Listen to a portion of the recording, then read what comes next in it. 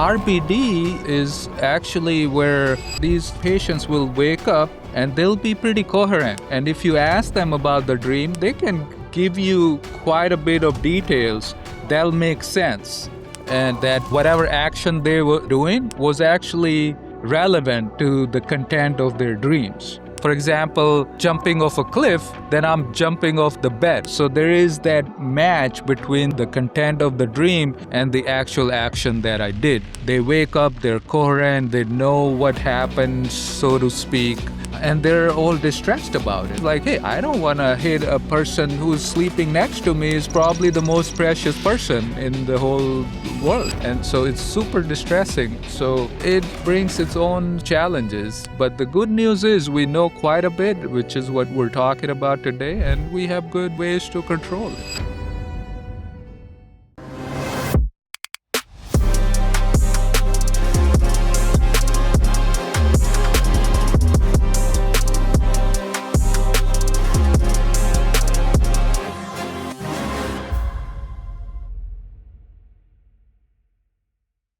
Welcome back to the Hidden Sleep Disorder Show. And today we're talking about a condition that sounds like something almost out of a movie. Patients physically acting out their dreams while they sleep. And today, Dr. Saini is here to explain what is really going on. I'm super curious about this. I know that there's people that say they sleep talk, they sleepwalk, all kinds of things that people talk about and don't really know the intricacies of. So I'm excited to dive into it. But before we do, how are you? How's everything going? It's a pleasure to see you as always. Pleasure to see you too, Leila. Let's dedicate this one to all the actors. I know New York has a big presence of all kinds of actors. And since we're going to be talking about acting out your dreams, I think we should dedicate to all those hardworking folks. Absolutely. I love that. To my fellow New York City people, this is for you and for all the actors out there as well.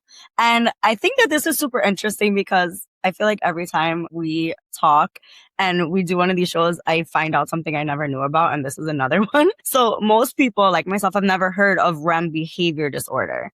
So even though it can kind of look or maybe even sound a little dramatic and potentially disturbing to the people who witness it, what's actually happening? So can you kind of explain what REM behavior disorder is and why it happens during sleep?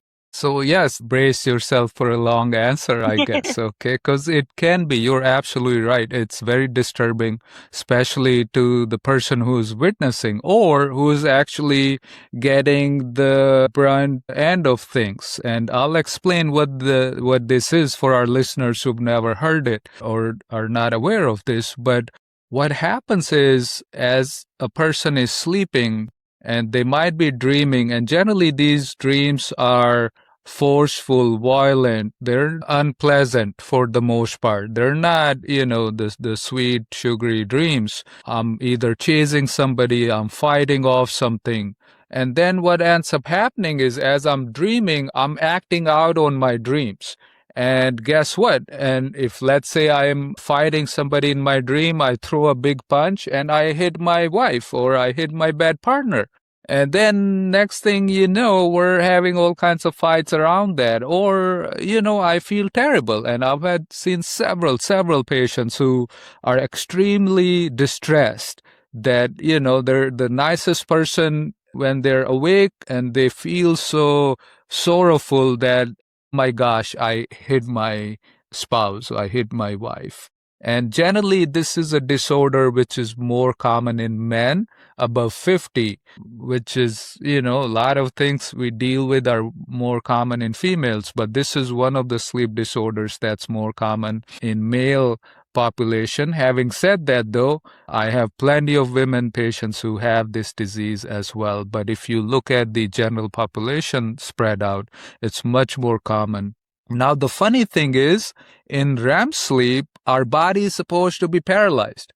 That's one of the nature or hallmark of REM sleep or REM sleep, which I think our listeners would like to know. What the heck is REM sleep and what are you even talking about? So when we look at sleep during the in-lab sleep studies, sleep generally is classified into two big sort of buckets. One is, hey, are you in REM sleep or rapid eye movement? That's what REM stands for, meaning my eyes are rapidly doing this. And the most common way to see this is in newborn babies, because as they are falling asleep, their eyes are doing this. And a lot of young parents will know what I'm talking about as they see their baby get into sleep. Because as a newborn, my brain goes right into REM sleep and my eyes start to move around. And that's the only thing that's moving around. But rest of my body is pretty much paralyzed. I can't move my legs or arms. And that's the paradox here. And that's why this is called a disorder, that, hey, we expect your muscles to not be active, but here I am. I'm throwing punches, I'm kicking, I'm jumping out. Actually, let me share a story. I had a veteran, and this is one of my first few cases of RBD that I encountered back when I was doing my sleep fellowship. So this gentleman, he was dreaming, and this is a common sort of recurrence for him, where he was dreaming that I'm jumping off a mountain, jumping off a cliff, jumping off somewhere. But one night, it just so happened that he's dreaming that he's jumping off the cliff. And guess what? He jumped out of the bed, and he didn't know what was going on. So he hadn't really taken any precautions, which we'll address later in the show. But he hid his corner of the eye in the corner of the nightstand and almost lost his vision. And then obviously had to go through a long healing process. So it has, serious consequences. You can hurt or injure yourself. You can injure your bed partner and spouse. So, the consequences are real. Safety concerns are real. So that's really what REM sleep behavior disorder looks like or presents itself, where people are screaming, shouting, punching. I have patients who punch so many holes in the wall of his bedroom because his bed is right next to the wall.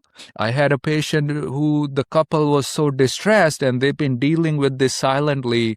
And that's the other thing I've noticed is people keep suffering for this without really knowing what the heck is going on here, just thinking that this is a natural sort of pattern of sleep, which is not the case at all. And this person showed me how they would chain themselves at bedtime so that they're not hitting their spouse. And I mean, it did work, but that's very extreme measure, right? I mean, imagine sleeping that way for several years of your life. So I've had incredible stories. Actually, since we're sharing some stories, this is a little bit of, it's funny, not funny kind of thing.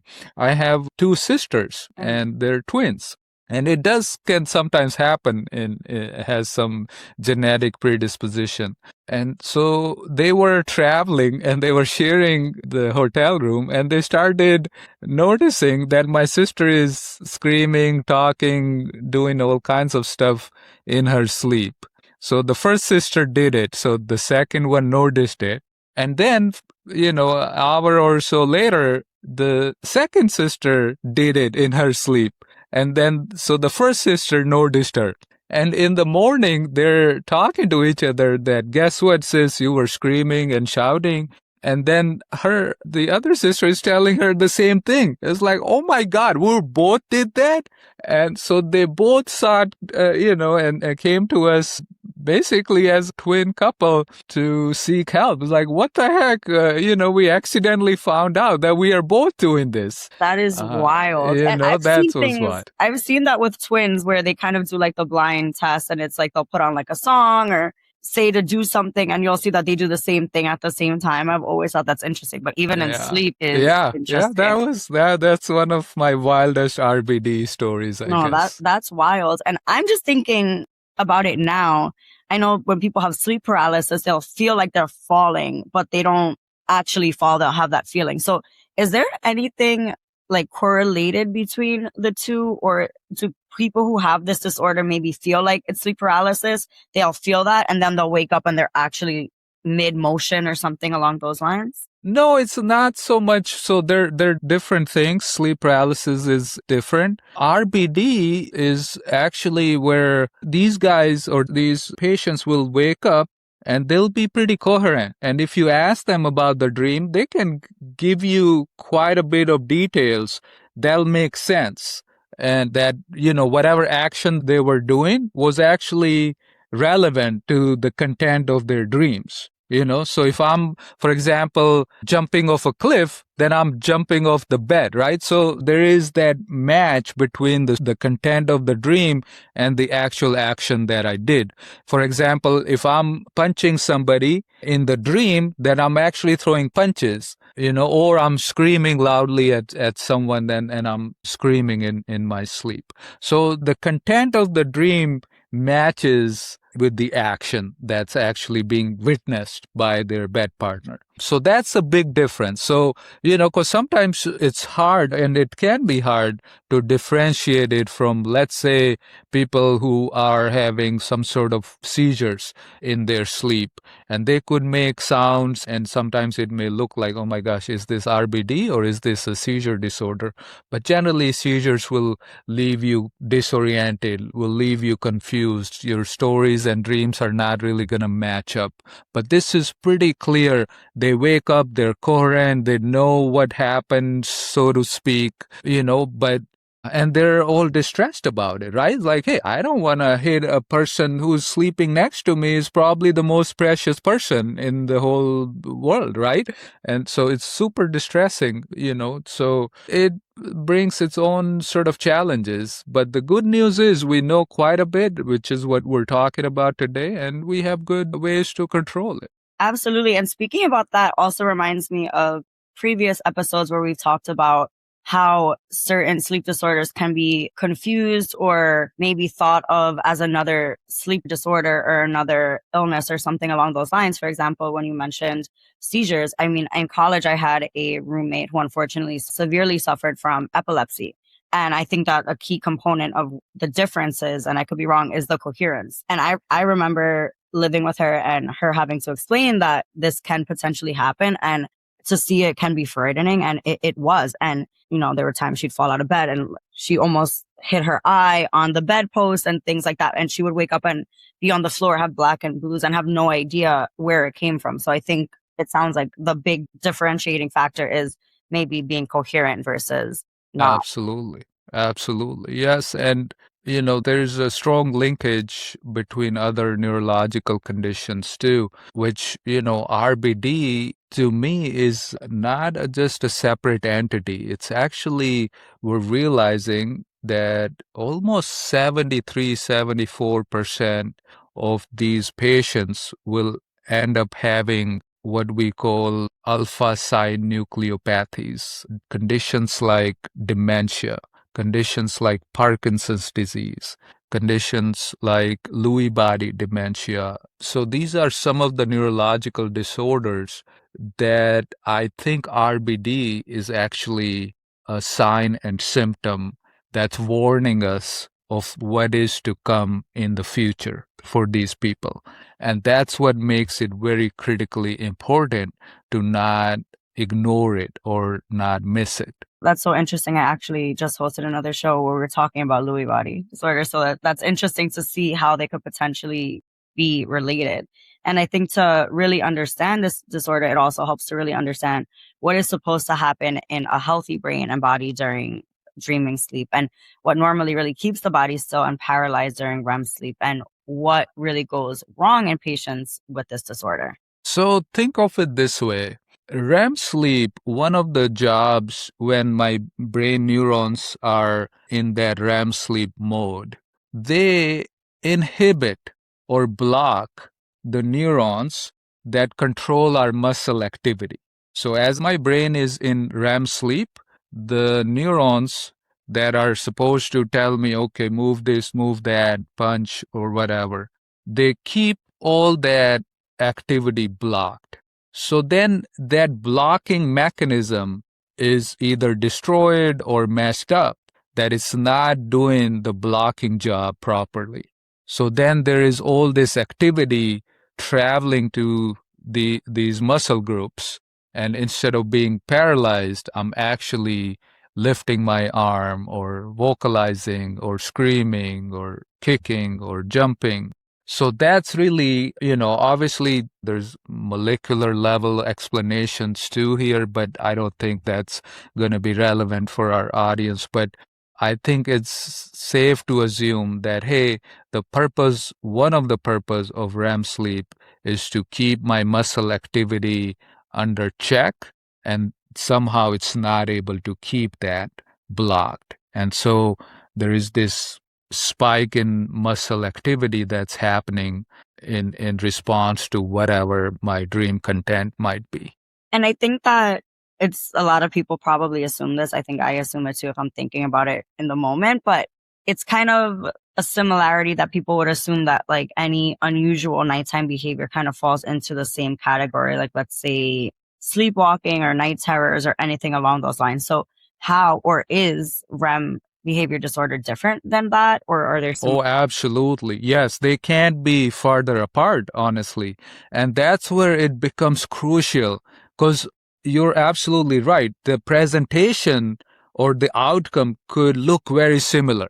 And then I have to determine, okay, are these episodes happening during your REM sleep or are these happening during your non-REM sleep? For example, things like sleepwalking, right? Which is very common, especially in younger children. Hey, my kid walks. And in fact, there are plenty of adults who do sleepwalking. And then there are something called as sleep terrors or night terrors where you're waking up screaming, and that could be extremely distressing to the parent. But a lot of these things are only happening in non-REM sleep. But just from clinical history, it can be extremely hard to differentiate some of this. But the REM behavior disorder is only happening during REM sleep. And that's where the in-lab sleep studies are paramount in terms of differentiating some of these things for us. So generally speaking, yes, we get the clinical history and we would suspect REM behavior disorder, but the in-lab sleep studies where, even home sleep tests can't help you with that, because it doesn't really record your EEG brainwaves. So it's kind of pointless. So that's where we need to look at your muscle activity, because we're capturing that, your brain waves, and some of those features we look into in more detail and to make sure that, okay, I see a lot of muscle activity happening in REM sleep, or I get a video evidence of you actually throwing punches or kicking and whatnot. And then I sort of see, okay, was it happening during the REM sleep stage? And if the answer is yes, then that's a clear answer for us that, okay, we're dealing with REM behavior or REM sleep behavior disorder. Absolutely. And so you did mention a lot of things that can happen to a bed partner as someone that shares a bed with someone who is suffering from this. And you kind of touched on some of the injuries, but are there any injuries that you see that are common? Or let's talk about even the worst scenario that you've experienced. So yes, injuries is really the biggest concern here. Well, one of the biggest concern. The second big concern is the future of my brain health, right? Because as I mentioned, it's strongly, strongly linked. It's almost, think of it as a warning sign that, hey, most likely you will convert into having tremors from Parkinson's, or some people actually may already have it. I have some patients who are dealing with early dementia symptoms. And then when they come in for evaluation for that, I'm finding out they've been dealing with this REM sleep behavior disorder for almost 10, 15, 20 years ago. And generally it's been a precursor that shows up, much earlier before you would even think that I have some neurological disorder. Okay. You may have no other symptom of Parkinson's. You may have no other symptom of dementia. And only thing you're noticing is these REM sleep behavior disorder episodes. So that sort of gives us a window into what's to come in the future. And safety generally is obviously addressed because that's paramount, because either you're going to hurt yourself. And a lot of these people, honestly, by the time they come see me, they've already injured or had some injuries or their spouses had injuries, or both. And sometimes it causes, what we call sleep divorce, where there's, sleeping in separate rooms, which Rooms, is yeah. because, hey, I can't sleep with someone, because then your spouse is not sleeping, right? If she's worried about getting hit, Right. she's going to get insomnia just thinking about that. Absolutely. And I could imagine how, especially if you're sleeping or not control your muscles, it's probably like a very heavy hit too. It's kind of Absolutely. Yeah, yeah, yeah. absolutely This can be brutal. Yes. So, one thing I tell patients is that, hey, go look at your sleep environment, check your bedroom, and take out everything that could potentially hurt you. We've had times where we ask patients that if their bed was too high, that, hey, you need to get rid of the bed. You need to just put the mattress on the floor. So, if you took a fall, then at least you're not falling from 4 feet high. You're just a few inches above the floor, right? But luckily we do have medications to help control these behaviors, and they're fairly effective, which is a blessing as a treating physician, because nothing annoys a clinician more, where you have a disease but you don't have a treatment. But luckily, we have medications that can effectively control these episodes so everyone can have a peaceful sleep. absolutely. And I think one thing that we keep kind of touching on is those that do have a bed partner. So it's kind of interesting because these symptoms can happen and patients who don't have a bed partner may not really be able to describe what's going on or even really know that it's happening for a while. So in those scenarios, what goes on? What does the diagnostic process look like for those that don't have a witness to their behaviors? Right. So, I've had patients where like, hey, doc, I woke up and I had a bruise on my hand and I had a hole in my drywall.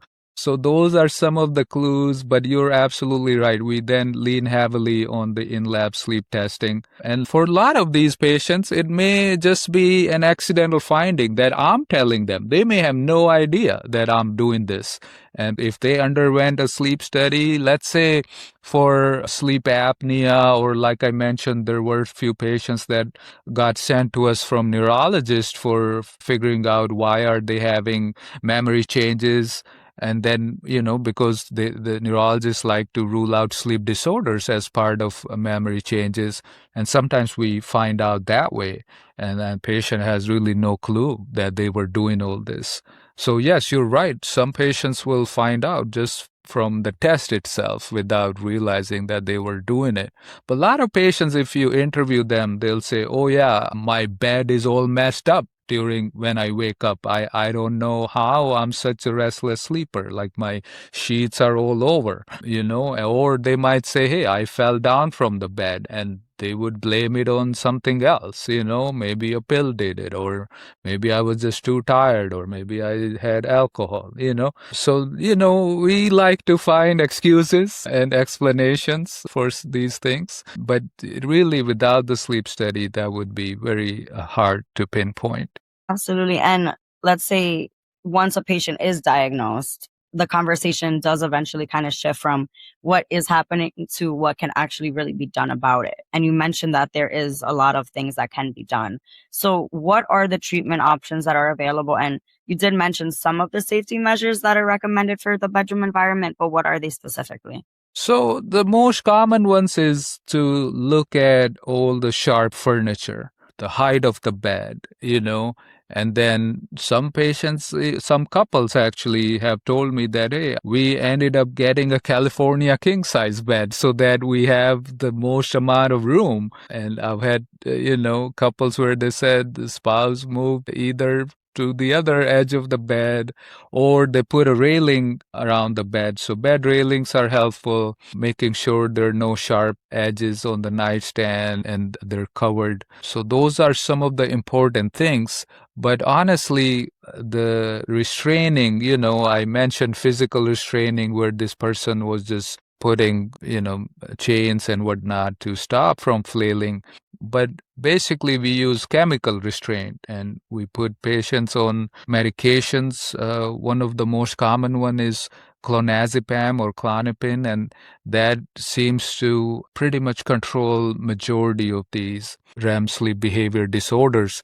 And sometimes we have conditions that trigger these REM behavior disorders. Those are secondary RBDs. And for example, if I have terrible sleep apnea and my oxygen keeps dropping, then there are chances that's triggering your REM behavior disorder. And then fixing your sleep apnea most likely is going to make a big dent in those behaviors. So looking for those conditions and fixing those will generally help. There are certain medications, believe it or not, can trigger these REM sleep behavior disorders. And the most common ones, because these are very, very commonly prescribed, are the antidepressant medications. The SSRIs can trigger this. A lot of our elderly patients who have heart conditions or who have high blood pressure, they get put on beta blockers, and those can trigger these RBD symptoms or episodes. But, some of these medications, you could never be off of those. For example, beta blockers can be a main sort of therapy to maintain your heart health, and you can never get away without compromising your heart. So then you have to figure out, okay, how do I go around that? So secondary RBD, basically you have to look at that whole picture, and that's really the job of a sleep physician to figure that out. That's so interesting too, how it can stem from something else. But are there scenarios in which they just have this disorder and it's not correlated with, like, let's say sleep apnea, for example? Absolutely, and that is actually the majority of RBD cases, okay? But small percentage will have sleep apnea just because it is so common, in our population. So sometimes it can be extremely hard. And you can have both, It's not uncommon for me to find that they have sleep apnea, and even after I treat sleep apnea, they're still having these episodes. Then I know sleep apnea wasn't the major driver here. They're just having these isolated, so we call it isolated RBD or isolated REM behavior disorder, meaning it's its own thing. But like I said, it's sort of a warning signal for us that, hey, look out for dementia, look out for Parkinson's, look out for other neurological conditions down the road. I think that that's a key takeaway too, as it can kind of be an indicator of potentially other things to follow. And I think that is really, really important to speak about. And like I said, I just did a show speaking about Parkinson's and Lewy body, and it's so interesting for me now to see how this can lead into that. It is really, really interesting, and I think it is a big indicator, like you said. And I think that I learn so much every time we talk about all these different disorders, and that's why perfectly titled show, Hidden Sleep Disorders. But thank you so much for really helping listeners and myself as well really understand this condition and why sometimes it can seem frightening and misunderstood. And rightfully so, there is a lot of frightening things that are involved, but it definitely sounds like there's also a lot of treatment options and a lot of ways that you can really manage this disorder, and really also showing why it really deserves medical attention and something that just shouldn't be ignored or kind of swept under the rug. It is important to talk about and see a sleep specialist for, especially if you have a bed partner, or even if you don't, because if you're by yourself and having these episodes, it can be just as frightening, if not worse, depending on the scenario. So it is important to shed light on and really get diagnosed and get evaluated for sure. And before we do wrap up, is there anything else that you want to mention before we wrap up the episode? I think you hit the nail in the head. You're absolutely right. Do not ignore this condition. This has a lot of consequences for your health, for even your planning your life. If I have this and I'm thinking about, okay, what I'll be doing 20 years from now, it will change what you can do or cannot do. So do not ignore it. If you or someone is suffering from this, do not suffer alone. That's why we're here. Absolutely. I think that was very well said. And thank you again for really educating us on this topic. And for all of our listeners, make sure that you are following, subscribing, and sharing the show. And I can't wait to speak with you soon. It's a pleasure as always, and we'll talk soon. I know we have a good episode lined up for the next one as well. That's right. Thank you, Leila. You take care.